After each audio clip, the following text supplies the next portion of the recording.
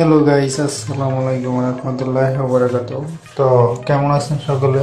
আশা করি ভালো আছেন।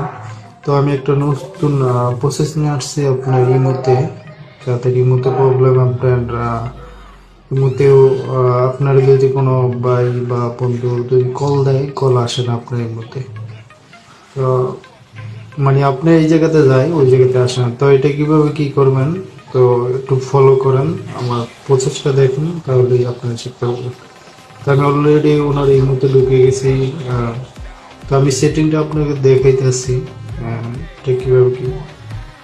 তো ওনার আইডিতে টাচ করলাম, করার পরে উপরে একটা থ্রি ডট আছে, হ্যাঁ, থ্রি ডটে কোনা দিয়ে চাপ দিলাম।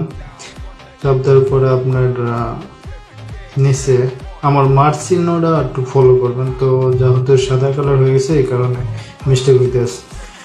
তো উনি কিন্তু আমার কল দিতে পারতেছে। তো